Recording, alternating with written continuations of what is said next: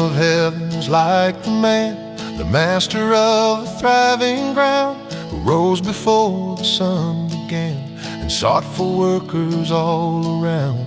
He went out early while the dew still clung upon the sleeping gate, and hired the hands he knew were true to labor long until it's late.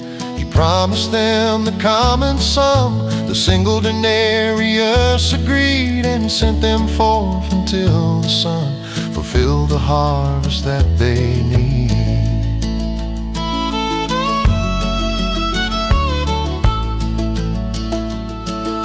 At 9 o'clock he went again and found more men upon the street.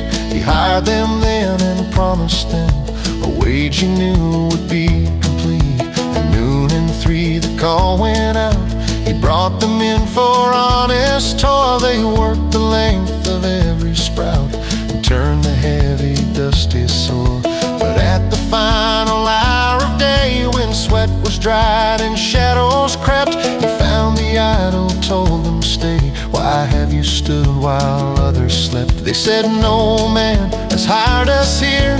He sent them swiftly to the vine to work 1 hour without fear beneath the fading shine. The workday done, the sun sank low. The foreman called the men by name. He said, "The master wants to show a truth against all earthly claims. Start now from those who came in last, the ones who worked a single hour, and bring the payment quickly fast before the evening loses power." A denarius for the final hand, the men who worked 1 hour alone. The payment given rich and planned, the worth that only grace has shown. The master's goodness knows no debt, his bounty far exceeds the claim. The last is first, the wage is met in justice or in holy name. The contract signed was fair and clear, but grace outruns the human cost. The promise wipes away all fear for those who thought their work was lost.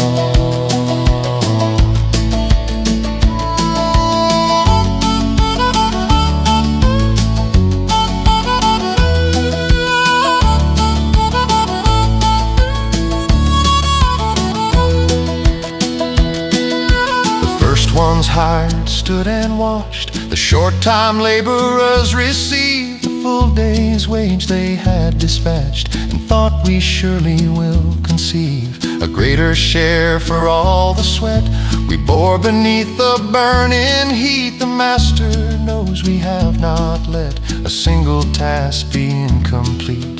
But when their turn had come around, they took the silver firm and round, and saw the single coin they found, the same reward on every ground.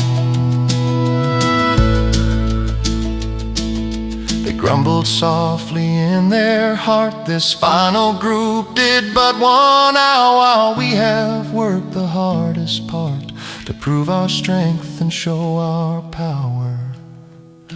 The master turned to one and said, "Friend, did I do you any wrong? Did we not settle for the bread and seal the bargain with a song? Take what is yours and go your way. I choose to give this man the same. It's not my will in this whole day. My goodness does not need your blame. Sure, I evil because I'm good, or must my bounty be confined? I have the right, as understood, to use the wealth I justly find." A denarius for the final hand, the men who worked 1 hour alone. The payment given rich and planned, the worth that only grace has shown. The master's goodness knows no debt, his bounty far exceeds the claim. The last is first, the wage is met in justice or in holy name. The contract signed was fair and clear, but grace outruns the human cost. The promise wipes away all fear for those who thought their work was lost.